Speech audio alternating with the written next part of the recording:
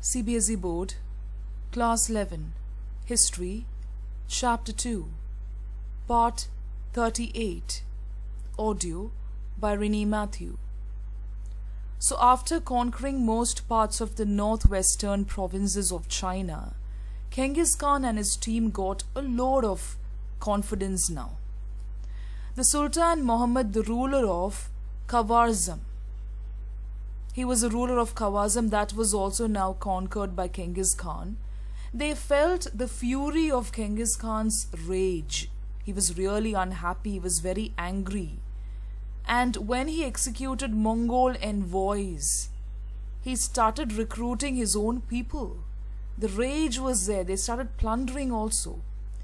There were campaigns which took place between 1219 and 1221, especially in the great cities of Otrar, Bukhara, Samarkand, Balkh, Gurganj, Merv, Nishapur and Herat.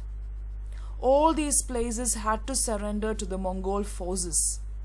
And the way in which Genghis Khan came with his troops is with full of rage. They were going to get defeated, that the Chinese knew. Okay? So the towns that resisted were devastated. Any town which resisted, any town which fought back, really were devastated. They were completely damaged. So even the Chinese were going through a lot of hardships during this time. Especially at Nishapur, a Mongol prince was killed during the siege operation. So immediately Genghis Khan commanded, he gave his command. Town should be laid waste in such a manner that the site could be ploughed upon.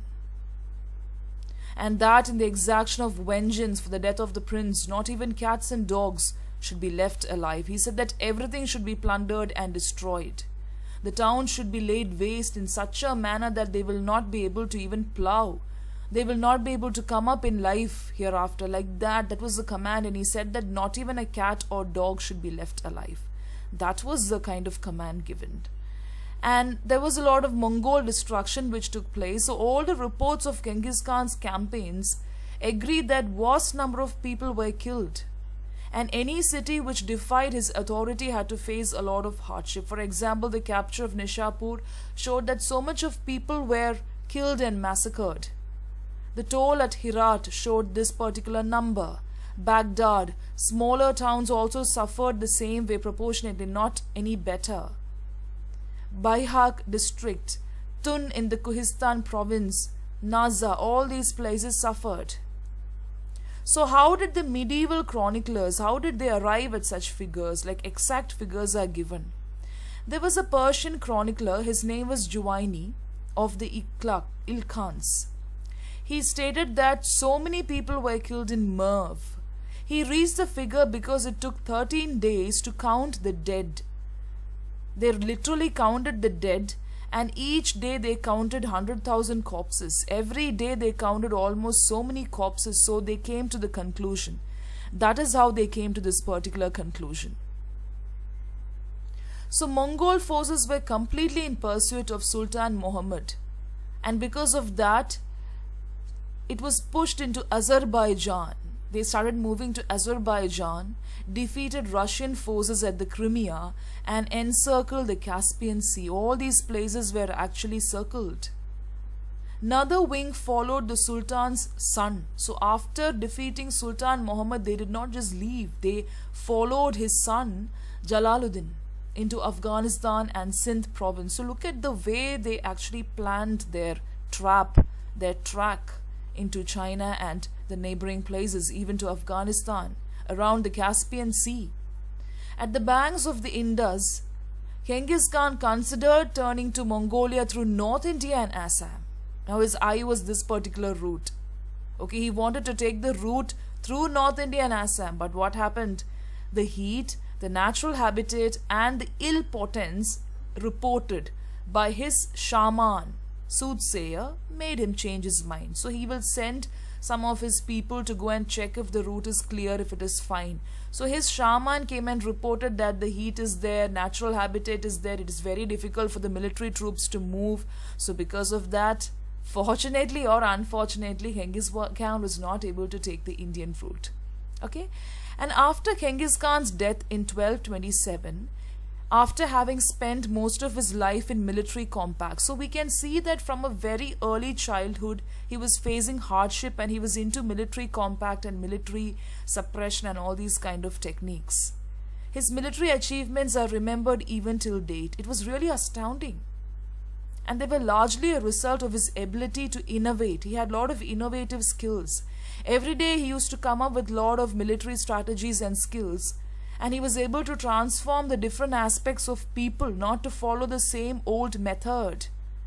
And he was successful in the steppe combat, and it actually started transforming into different military strategies, and that is how, or that is the success of this empire. Okay. Now we have to look at all the skills, the horse riding skills of the Mongols and the Turks. They joined hands, I told you.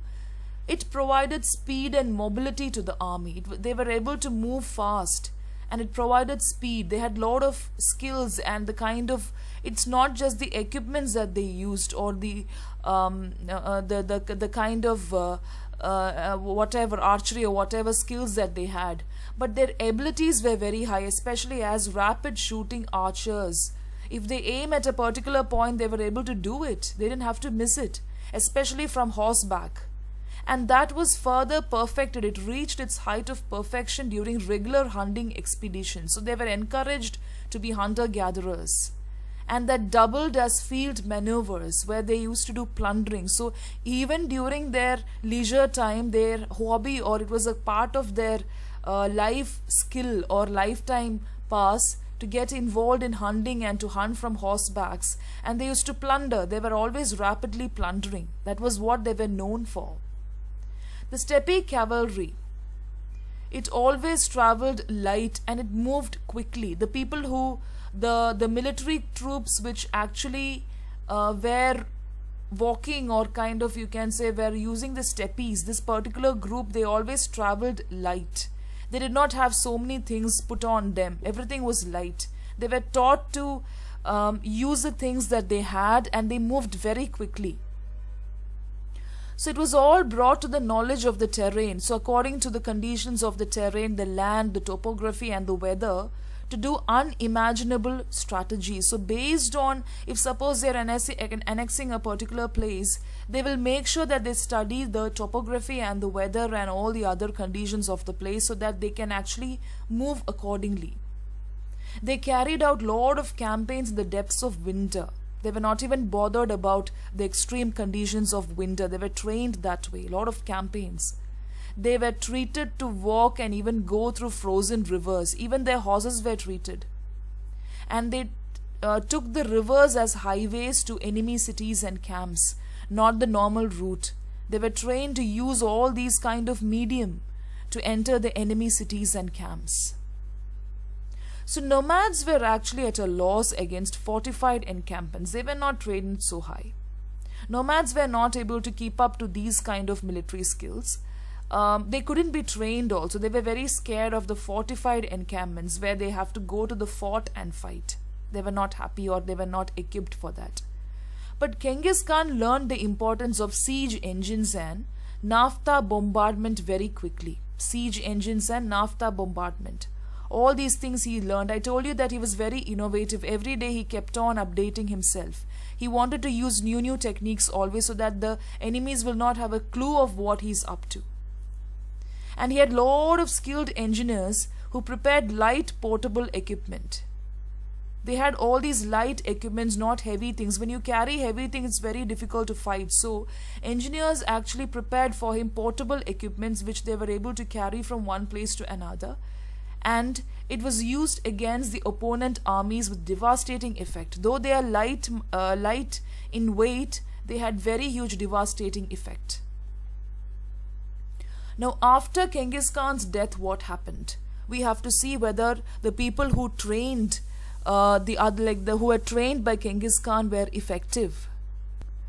We can look at the expansion of the Mongol Empire now after the death of Genghis Khan.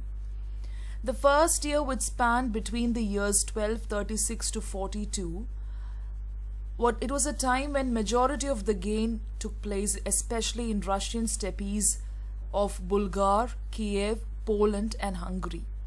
Majority of the gains in the Russian steppes took place during the span of these years. The second phase included the years between 1255 to 1300, and that led to the conquest of all of China. All of China, Iran, Iraq, Syria, all these places, everything was annexed. And the frontier of the empire stabilized after these campaigns. So these are the two phases where they actually conquered, and it's not that after the death of Genghis Khan everything stopped. They continued conquering. It kept on expanding. That is what is being told here. There were a lot of reversals that they had to face. The military forces, the Mongol forces, had to face a lot of reversals in the decades after 1203. But after 1260s, the original impetus, the original force which was given to the campaigns could not be sustained in the West. It was not enough. Whatever training they got after 1260s, that was not enough to sustain themselves in the western part. And Vienna, beyond Western Europe as well as Egypt, was actually within the grasp or hold of Mongol forces. They retreated by this time from the Hungarian steppes, and the defeat at the hands of the Egyptian forces signaled the emergence of new political trends. So they were defeated by the Egyptians actually. It was very easy to defeat them. They could have done it, but I told you that the original impetus of campaigns, it could not sustain them in the West, and that's why Egyptian forces defeated them. There were two facets, or there were two sides to this. The first side is that there was a huge consequence that the Mongols faced at the internal politics of succession within the Mongol family. Okay, politics of succession is there. Now there were two people, Jochi and Ogedi. They had descendants.